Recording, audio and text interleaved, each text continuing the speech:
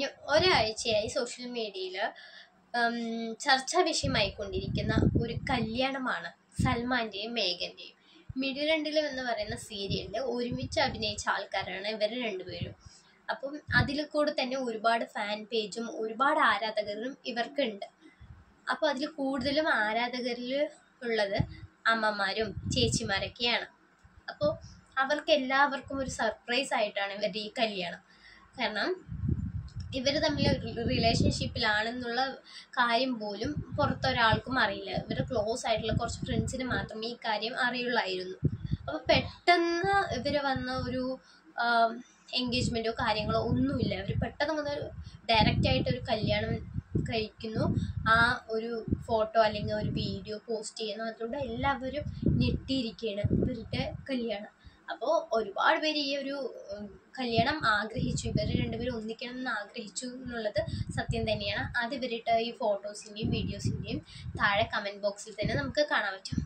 അങ്ങനെ ഒരുപാട് positive comments ഉണ്ടെങ്കിലും അതിൻ്റെ ഇടയിൽ കുറച്ച് നെഗറ്റീവ് കമൻറ്റ്സും കൂടെ ഇവർക്ക് വന്നിട്ടുണ്ട്. ആ നെഗറ്റീവ് കമൻറ്റ്സ് വരാനുള്ള കാരണത്തിൽ കൂടുതലും ഇവരുടെ ഏജ് ഡിഫറൻസ്, അതുപോലെ തന്നെ കാസ്റ്റ്, പിന്നെ ഇവർ വിവാഹം ചെയ്തൊരു രജിസ്റ്റർ മാരേജ് ആയിരുന്നു ഇവർ ചെയ്തിട്ടുണ്ടായിരുന്നത്. അപ്പോൾ അവർ കുറച്ച് ക്ലോസ് ഫ്രണ്ട്സ് മാത്രമേ ഉണ്ടായിരുന്നുള്ളൂ, ഫാമിലി ഇല്ല. ഫാമിലിയെ അറിയാതെയാണ് വിവാഹം ചെയ്തത്, ഫാമിലിക്ക് ഇഷ്ടമല്ല, ഫാമിലി സപ്പോർട്ട് ഇല്ല എന്നുള്ള രീതിയിൽ ഒരുപാട് നെഗറ്റീവ് കമൻറ്റ്സ് ഇവർക്ക് ഇതിലൂടെ വന്നിട്ടുണ്ടായിരുന്നു.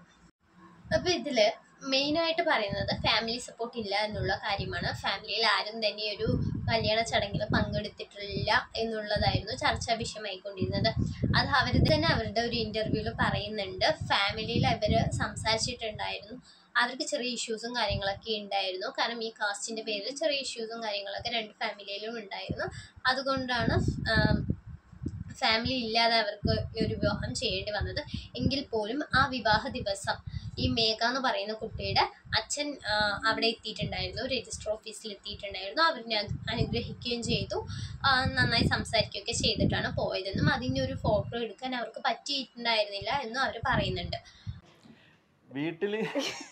ഇവളുടെ വീട്ടിൽ ഓൾറെഡി ഇവർക്ക് എൻ്റെ അടുത്തുള്ള ഒരു ഇൻട്രസ്റ്റ് അല്ലെങ്കിൽ എൻ്റെ അടുത്തുള്ള ഒരു താല്പര്യം അറിയാം, കോണ്ടാക്റ്റും കാര്യങ്ങളൊക്കെ അറിയായിരുന്നു. സോ രജിസ്റ്റർ വിവാഹത്തിന്റെ രജിസ്റ്റർ മാരേജിന്റെ ഇത് വീഡിയോ കണ്ട എല്ലാവർക്കും മനസ്സിലായിട്ടുണ്ടാവും രണ്ടാളുടെ വീട്ടുകാരും ഇല്ല. വിച്ച് മീൻസ് ദാറ്റ് ഒബ്വിയസ്ലി അവിടെ നിന്ന് ഒരു എതിർപ്പുണ്ട്, അല്ലാതെ ചില പ്രശ്നങ്ങളൊക്കെ ഉണ്ട്. പക്ഷെ വെരി ലക്കിലി അന്ന് രജിസ്റ്റർ മാരേജിന് അന്ന് ഇവളുടെ അച്ഛൻ വന്നു അവിടെ. അച്ഛനെ കണ്ടപ്പോ പുള്ളിക്കാരി കുറച്ച് ഷോക്കായി. പിക്ചർ ക്ലിക്ക് ചെയ്തോണ്ടിരിക്കുകയാണ്. അപ്പൊ പെട്ടെന്ന് പുള്ളിക്കാരി ഇതാരാ വിളിക്കാത്തൊരു ഗസ്റ്റ്. പക്ഷെ പുള്ളിക്കാരൻ ഭയങ്കര കൂളായിരുന്നു. വന്നിട്ട് പറഞ്ഞു, എന്തായാലും നിങ്ങൾ ഇത്ര വരെ ആയില്ലേ, സോ നല്ലൊരു ജീവിക്ക് ബ്ലസ് ചെയ്തു, കൂടെ നിന്ന് പിക്ചറൊക്കെ എടുത്ത്. വീട്ടുകാർക്കുള്ളൊരു പ്രശ്നം എന്ന് പറയുന്നത് അവരുടെ കാസ്റ്റ് ആണ്. ഓക്കെ, അപ്പോൾ നമ്മൾ എത്രയൊക്കെ നാട് പുരോഗമിച്ചു എന്ന് പറഞ്ഞാലും ഈ ജാതി മതം എന്നുള്ള കാര്യങ്ങളൊന്നും നോക്കുന്നില്ല എന്ന് പറഞ്ഞാലും ഒരു സമൂഹത്തിൽ ജീവിക്കുമ്പോൾ അവർ നോക്കുന്നത് മറ്റുള്ളവർ എന്ത് വിചാരിക്കും. അവരുടെ വീട്ടുകാർ വിചാരിച്ചിട്ടുണ്ടാവുക അവർക്കുള്ള അവരുടെ നാട്ടിലുള്ള അവരുടെ നിലയും വിലയും, അതുപോലെ തന്നെ അവർക്കും ചെറിയ ഇഷ്യൂസൊക്കെ ഒരു കാസ്റ്റുമായി ബന്ധപ്പെട്ടിട്ട് ഉണ്ടാവുമായിരിക്കും.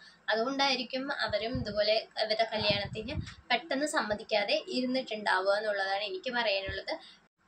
ഇപ്പം നമ്മുടെ നാട്ടിലാണെങ്കിൽ പോലും ഇപ്പം നമ്മളുടെ അച്ഛനും അമ്മയും അങ്ങനെ നമ്മുടെ അച്ഛനും അമ്മേനെ തന്നെ എടുത്താൽ തന്നെ മറ്റൊരു ജാതിയിലേക്ക് വിവാഹം ചെയ്ത് കൊടുക്കുക എന്ന് പറയുന്നത് അവർക്കും ഒരു മോശം, അല്ലെങ്കിൽ അവരും മനസ്സുകൊണ്ടൊന്നും അക്സെപ്റ്റ് ചെയ്യാത്തൊരു വിഷയമാണ്. അതുപോലെ തന്നെയായിരിക്കും അവരുടെ ഫാമിലിയിലും അവരുടെ അച്ഛനും അമ്മയ്ക്കും അത് ഉൾക്കൊള്ളാനായിട്ട് സാധിച്ചിട്ടുണ്ടാവില്ല. അതുകൊണ്ട് തന്നെയായിരിക്കും അവർ ഈ വിവാഹത്തിന് പങ്കെടുക്കാതിരുന്നതും. പിന്നെ അവരുടെ മെയിനായിട്ട് പറയുന്നത് ഏജ് ഡിഫറൻസ് ആണ്.